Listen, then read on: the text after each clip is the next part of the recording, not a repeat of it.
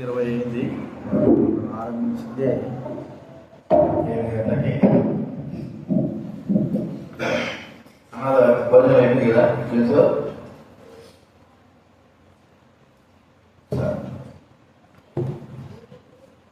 కూర్చున్నారు చివరిగా.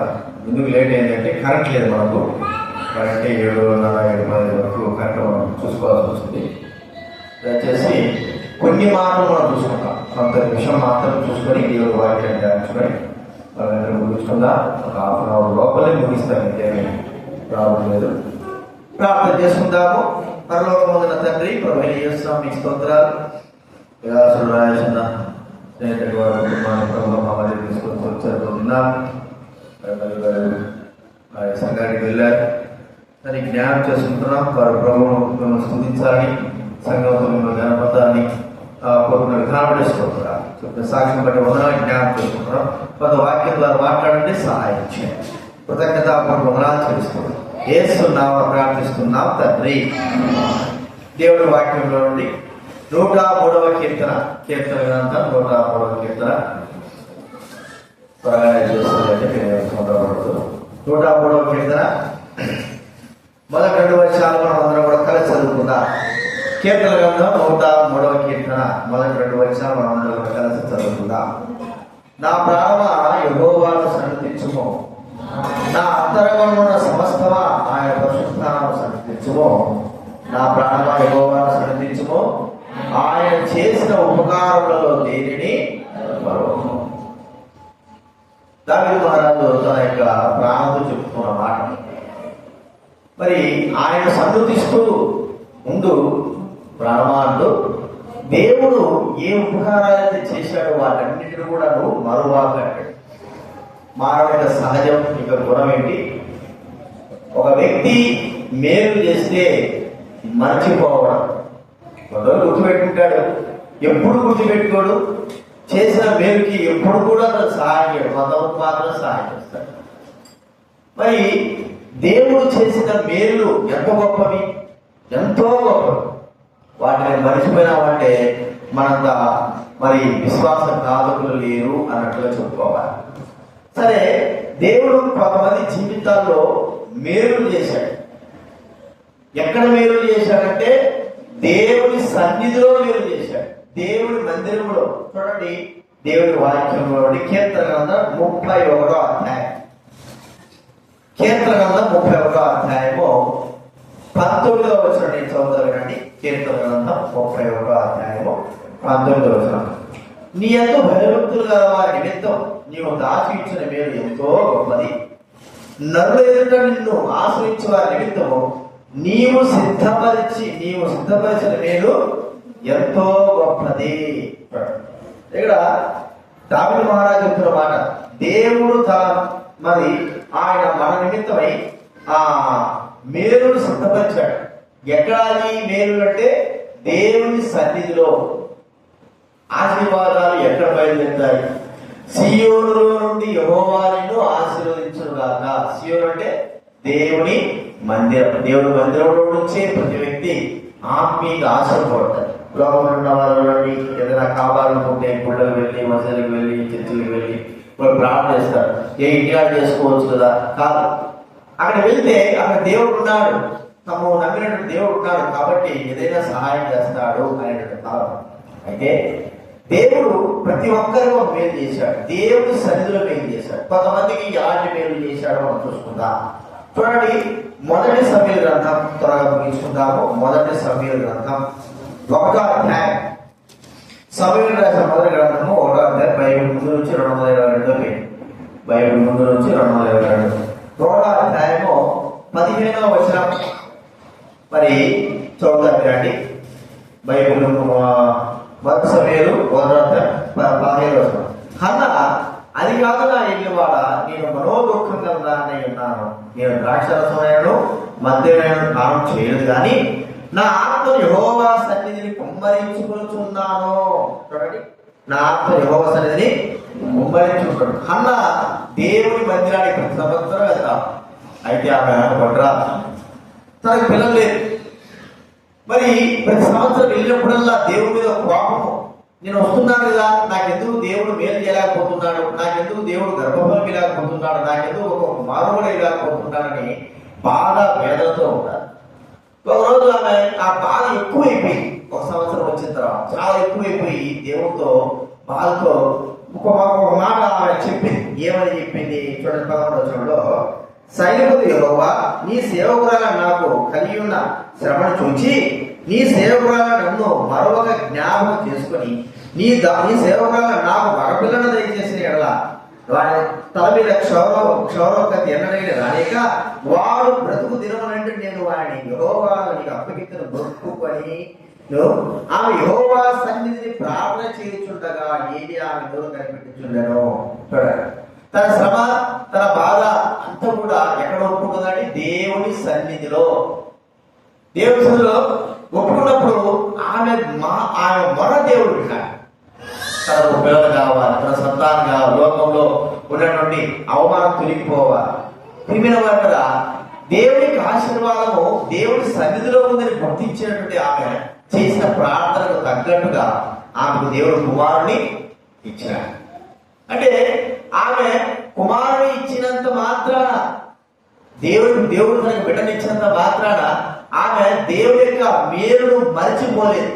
జీవితాంతం కూడా ఉండేటట్లుగా ఆ మేలును గుర్తించుకొని తన కుమారుడైనటువంటి వ్యక్తిని స్వమేరుని దేవుని సన్నిధికి అర్పించేది. ఎక్కడ ఆమె మేలు పొందింది? దేవుని సన్నిధిలో. మరి మీరు ఎక్కడ వెళ్ళిపోతున్నారు? నీకు కొడుకు ఉంటాడు. మేము పుట్టకూడితే చెప్పింది, దేవా నా కొడుకు పుడితే నేను నమ్ముకుంటాను. మరి నీ కొడుకు పుట్టాడు కదా, ఏమని నమ్ముకున్నావు? ఏమేమి జరిగింది? ఏమేమి పెట్టావు చెప్పనా? ఆమెమన్నది నా కుమారుని దేవుడి సన్నిధికి ఇచ్చేస్తా అన్నట్టుగానే ఆమె దేవుడి ఉపకారం పొంది కాబట్టి ఆ కుమారుడు ఏం చేసిందంటే, మరి పాలు మానిపించిన వెంటనే తీసుకుని వెళ్ళి దేవుడి సన్నిధిలో. దేవుడు ఎంత గొప్ప! దేవుడి సన్నిధిలో ఉన్న కుమారుడే, తన దగ్గర ఉన్నా కూడా కుమారుడే. కానీ తాను చెప్పినటువంటి మాట నెరవేర్చడానికి కొరకై దేవుడు చెప్పిన మాట నెరవేర్చాడు, తాను చెప్పిన మాట కూడా దేవుడికి నెరవేర్చడానికి కొరకై తన కుమారుడిని దేవుడి సన్నిధికి అర్పించేసింది. కాబట్టి అన్నా విషయంలో చూస్తే దేవుడు అన్నాకు దేవుడు మందిరంలో ఎంత గొప్ప మేలు చేశాడంటే, ప్రపంచంలో ఎవరు చేయలేనంత మేలు ఆమెకు బిడ్డలను అనుగ్రహించి తన గొప్పతనాన్ని చాటుకున్నాడు దేవుడు. అయితే అన్న ఆ మేలును మర్చిపోయిందా? మేలును మర్చిపోయి ఆమె ఏం చేసింది? తన కుమారుని ఎక్కడ దేవుడికి దూరమైపోతాడు, లేకపోతే నేను అనుకున్న ఆ యొక్క వాగ్దానము లేదా ప్రమాణాన్ని నెరవేర్చకుండా ఉంటానేమో అని చిన్నప్పుడు తీసుకువెళ్ళేసి ఏం చేశాడు? దేవుడి సన్నిధిలోకి వదిలేసి. ఇప్పుడు వదులుతాడు చెప్పాలి, చూసుకో. ఇప్పుడే వదిలేడు, బాగా మానేశాడు. వదిలేశాడా? సరే సరే, దేవుడి యొక్క సన్నిధి యొక్క అనుభవం. కాబట్టి మనం మేలు ఏం చేయాలము? ప్రభు మనం చేసినవి అన్న తన జీవితంలో చేసిన మేలులాగా మర్చిపోలేదు. ఇది మన మాట. రెండో వ్యక్తి ఎవరంటే దావీదు మహారాజు. చూడండి, 2వ సమయం త్వరగా ముగించుకుందా. 2వ సమయం 7వ అధ్యాయం, 2వ సమయం 7వ అధ్యాయము 11వ వచనం నేను చదువుతాను. 2వ సమయం 7వ అధ్యాయం 11వ వచనం. నీ శత్రువుల మీద నీకు జయమిచ్చి నీకు నెమ్మది కలిగేసి ఉన్నాను. మరి యెహోవాకు నేను తెలియజేయగా నేను నీకు సంతానము కలగజేయుదును. సంతానము కలగజేయుదును. 15వ వచనంలో, నిన్ను స్థాపించుటకు నిన్ను కొట్టివేసిన సౌలుడు నా కృప దూరమైనట్లు అతనికి నా కృప దూరం చేయను. నీ మట్టుకు నీ సంతానము నీ రాజ్యమును నిత్యము స్థిరమును, నీ సింహాసనం నిత్యము స్థిరపరచబడును. దావీదు మహారాజు ఎక్కడ ఉన్నాడు? మా తెలుసు, యూదా గోత్రంలో జన్మించిన వ్యక్తి గొర్రెల కాపరిగా తాను జీవిస్తా ఉన్నాడు. దేవుడి యొక్క అనాది కాల సంకల్పం ప్రకారం ఉన్నాడు కాబట్టి గొర్రెల కాపరి నుంచి తాను బయటికి తీసుకొచ్చి ఇశ్రాయేలీయులు అందరు కూడా రాజుగా తనను చేస్తూ వచ్చాడు. ఇప్పుడు రాజుగా చేయడమే కాదు, దేవుడు ఒక గొప్ప వాగ్దానం ప్రమాణం చేశాడు. ఏమని ప్రమాణం అంటే, మరి నీ సంతానము రాజ్యం, నీ సంతానం అంతా ఎన్ని సంవత్సరాలు అయితే రాజ్యం ఉంటారు, ఎన్ని సంవత్సరాలు ఈ భూమి ఉంటుందో అన్ని సంవత్సరాలు ఈ సంతానం రాజ్యాన్ని నేను విస్తరిపోయాడు. రాజులందరూ ఇప్పుడు ఎంత గ్రహించిపోయారు. రాజులు పోయినా, మంత్రులు పోయినా, వాళ్ళ సంతానం పోయింది. అవి ఎక్కడున్నారో వాళ్ళ సంతానం లేదు. కానీ దావీదు రాజు యొక్క సంతానం ఆ రాజు యొక్క వంశం అంతా కూడా దేవుడు నిలబెడుతూ వచ్చాడు. చూడండి, దావీదు మహారాజుకు ఎంత ఉపకారం చేశాడు దేవుడు. ఎక్కడో తీసుకొచ్చి ఎక్కడ పెట్టాడు, ఏ స్థానంలో ఉన్న వాళ్ళని తీసుకొచ్చి ఎక్కడ పెట్టాడు. సరే, పెట్టడమే కాకుండా రాజు ఇవ్వడే కాకుండా తన కుటుంబాన్ని, తన సంతానాన్ని దేవుడు ఏం చేస్తున్నాడు, గొప్పగా ఇంత గొప్పగా ఆశీర్వాదింపబడినటువంటి వ్యక్తి దేవుని యొక్క మేలు మర్చిపోతే ఇంకేమైనా ఉంటా చెప్పండి? మర్చిపోలేకపోయాడు. అందుకే తాను చేసేటువంటి గొప్ప గొప్ప విషయం ఏంటంటే, నాకు ప్రభువా నాకు సంతానం ఇచ్చావు, అంత మాత్రం కదా నా సంతానాన్ని చిరకాలం రాజసింహాసనం నిలబెడతా అని చెప్పావు కాబట్టి నేను నీకు మరి దేవుడి మందిరం కట్టాలని కోరుకుంటున్నా. ఒకవేళ ఈ యొక్క వాగ్దానం విలోకముడు కాదని ఆ ఆలోచన వచ్చి ఉండొచ్చు, రాదు. కానీ ప్రియమైన వారరా, దేవుడు చేసిన మేలు మనం ఎన్ని వివరించగలము, అవి మర్చిపోగలమా? ఆ మేలులకు తగ్గట్టుగా మనము దేవుడికి ఏమి చేయగలం? దావీదు మహారాజు ఏం చేస్తే ఆ యొక్క మేలు మరి సరిసమానం అవుతాయి? ఏమి చేసినా కూడా మేలు సరిసమానము కావు. కానీ తన హృదయంలో ఒక అభిలాష ఏంటంటే, దేవుని మందిరమును గురించిన అభిలాష, దేవుని సన్నిధి గురించిన అభిలాష. దేవుని మందిరము డేరాల మధ్య ఉంది కాదు, అది పెద్ద గొప్పగా ప్రపంచంలోనే ఒక గొప్ప దేవాలయంగా ఉండాలా అనేటువంటి ఆలోచన కలిగిన వాడు. ఎందుకు ఆలోచన అంటే, దేవుడు తన కుటుంబాన్ని చేసిన మేలు కంటే తను ఆలోచించినది తక్కువే. తను ఆలోచించిన తక్కువే, కానీ తన కుటుంబాన్ని ఎంత గొప్ప మేలు చేశాడు, ఎంత గొప్పగా ఆశీర్వదించాడు. తన సంతానాన్ని కూడా ఆయన ఆశీర్వాదానికి కారణంగా చేశాడు. ఇలాంటి వ్యక్తి దేవుని సన్నిధికి ఏదైనా చేయడానికి ఏమంటాడు, తను సిద్ధపడ్డాడు. దేవుడు ఏమన్నాడు, నువ్వు ఆ మందిరాన్ని కట్టడానికి, ఆ కట్టడం కూడా అవసరం లేదు, నువ్వు చెప్పావు. అయితే నీ మందిరానికి కావలసినంత సామాగ్రి అంతా కూడా నేను తీసుకొస్తా. తనకు సంపాదించినంత కూడా దేవుడి సన్నిధికి ధారాళంగా బంగారు, వెండి అన్ని కూడా ఇచ్చి వేశాడు. ఆ దేవుడి మందిరం గొప్పదిగా ఉండాలా? ఎందుకు? తన సంతానాన్ని దేవుడు చేశాడు, ఆశీర్వించాడు. ఇలాంటప్పుడు దేవుని యొక్క మేలును మర్చిపోగలరా? అప్పుడు గుర్తించుకుందాం, దావీదు మహారాజు ఎంత గొప్ప ఆలోచన, మన జీవితంలో ఎన్నో గొప్ప మేలు చేశాడు. కానీ మందిర విషయంలో కూడా ఎలాంటి ఆలోచన లేదు. మందిర విషయంలో ఎలాంటి మరి ఆలోచనతో తలుపుతూ ఉంటారు. మనం ఎక్కడ తీసుకొచ్చాడు? ఈ మందిర విషయమే మనం ఎలాంటి దుర్గంధం కలిగి ఉంటున్నా ఒకసారి గుర్తించుకోవాలి. ఇది రెండోది మనం చూస్తున్నాం. మూడోది ఒక మాట మనం చూసుకుంటున్నాము, చివరిగా ఒక మాట చూసుకున్నాము. లూకాసు వార్త 13వ అధ్యాయం. లూకాసు వార్త 13వ అధ్యాయం. త్వరగా చూస్తాను. 13వ అధ్యాయము 10వ వచనం.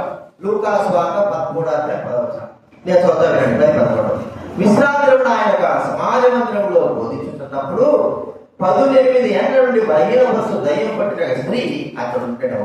ఆమె ఊగిపోయి ఎంత మాత్రమో చక్కగా నిలవబడలేకుండా యేసు పిలిచి రమ్మని పిలిచి, అమ్మ నీ బలహీనత నుండి విడుదల పొంది ఉన్నావని ఆమె చెప్పి ఆమె మీద చేతులు ఉంచగానే ఆమె చక్కగా నిలబడి దేవుని మహిమపరచెను. ఇవెవరండి? 12 సంవత్సరాలు 18 సంవత్సరాల నుంచి బలహీనపరిచేటువంటి దయ్యం పట్టిన వ్యక్తి స్త్రీ. నడుము వంగిపోయింది, దయ్యం పట్టి ఉండాలి. ఆమె జీవితంలో ఎంత బాగా, మీరు భూమిలో చూస్తుంటారు కదా, భూమి నడిచేవాడు ఉంటారు, వాళ్ళు ఎంత బాధపడతారో మీకు తెలియదు. వాళ్ళు చక్కగా నిలబడలేరు, అర్థమైందా? చక్కగా పడుకోలేరు. మనం అంటే ఏం చేస్తారు చెప్పండి? భూమి వాళ్ళు తెలుసుగా, భూమి అయిపోయింటారు. వాళ్ళు చక్కగా పడుకోలేరు, చక్కగా నిలబడలేరు, చక్కగా నడవలేరు. వాళ్ళ బాధ చెప్పడానికి వీళ్ళు మనం అనుకుంటా, ఏమో వీళ్ళు అనుకుంటా, కానీ అంత బాధ కలిగి ఉంటారు. మరి ఈమె 18 సంవత్సరాలు అంతకుముందు బాగానే ఉన్నది. దయ్యం పట్టినప్పటి నుంచి ఆమె ఏమైపోయింది? ఆమె నడుము ఏమైంది? వంగిపోయింది. 18 సంవత్సరాలు బాధపడతాం. ఆమె సమాజం అంటే దేవుని సన్నిధి దగ్గరకు వచ్చింది. అక్కడ కనబడింది, అక్కడ ఉన్నది. అప్పుడు యేసు ప్రభు అక్కడ ఉన్నాడు. ఆయన చూసి ఆమె ఏం చేశాడు? ఆమె మీద చేతుల నుంచి స్వస్థపరిచేశాడు. చక్కగా నిలబడినారు. ఎన్నో సంవత్సరాలు అయిపోయింది ఆమె నిలబడక, చక్కగా నిలబడింది.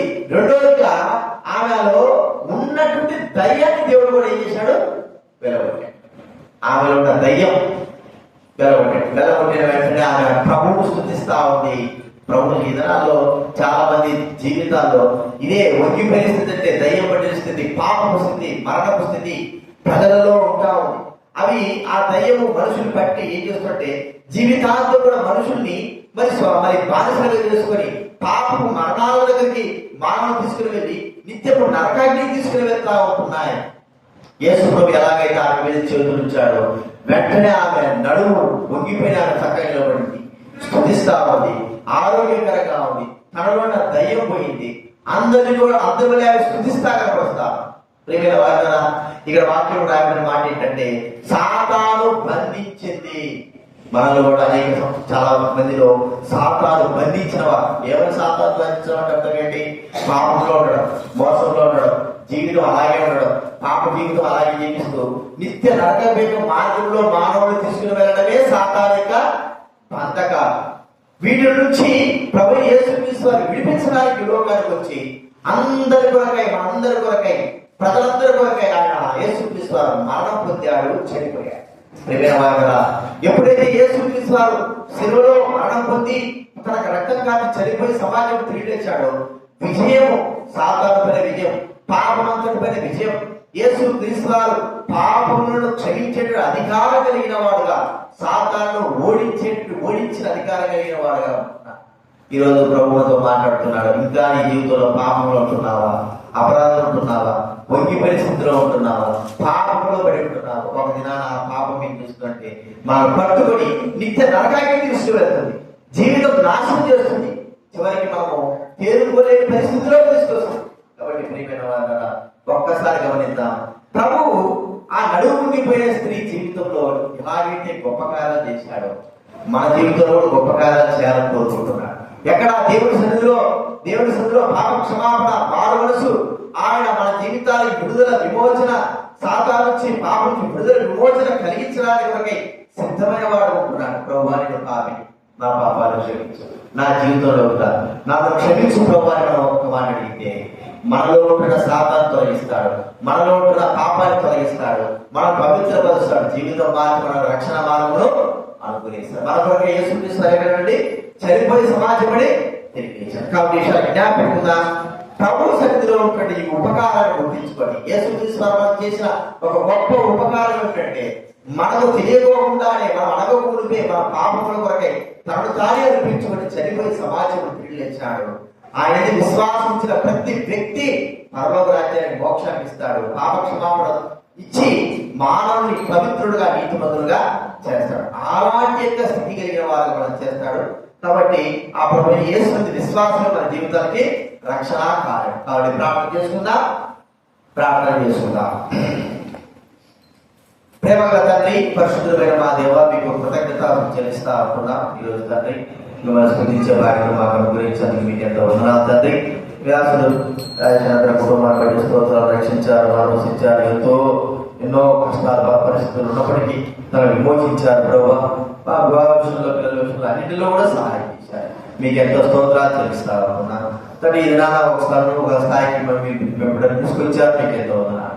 అయితే ప్రభావ మిమ్మల్ని విశ్వసించి ఇంకా మీ కొరకు జీవించబడిగా గత సంవత్సరంలో ప్రభావ ఎఫ్ఎస్సీ ప్రార్థనలో రాజులు ఇద్దరు కలిసి బాప్తిజం తీసుకోవడానికి, సాక్ష్యం ఇవ్వడానికి కొరకై స్తోత్రాలు చెల్లిస్తాను. గత సంవత్సరమే అందుని బట్టి స్తోత్రాలు. ఈ కృతజ్ఞతాస్తుతిలో మీరు సహాయపడినందుకు వందనాలు చెల్లిస్తా ఉంటున్నా. దేవా, మీరు చేసిన మేలు ఉపకారం మర్చిపోకుండా సహాయం చేయండి. వచ్చిన వారి బట్టి స్తోత్రాలు, బిడ్డల హృదయాల కార్యం జరిగించండి. అందులో కూడా మీరు సహాయించండి. నిత్య రక్షణ కార్యం ఎలాగైతే ఆ యొక్క నడుము విడిపోయిన స్త్రీ తన జీవితంలో కార్యం జరిగిందో అలాగే పాపం నుంచి, శాపం నుంచి, సాతాను నుంచి విడిపింపబడితే మార్గం ప్రభావ మీరు ఏర్పాటు చేసినందుకు స్తోత్రాలు. ప్రభావం వచ్చిన వారి హృదయాలు కూడా కార్యం జరిగించారు, రక్షించండి. మీ బిడ్డలే వారు దీవించి ఆశ్రయించండి. ప్రభావ మీ చింత నెరవేర్చండి. అలాంటికి వెళ్ళారు, ఈ చింతానుసారం కలిగించునైనా సహవాసంలో కలిగి ఉండడానికి అనుగ్రహించండి. ప్రభావ మీ కృపను కోరుకుంటున్నాను. బిడ్డలు దీవించి ఆశ్రయించు.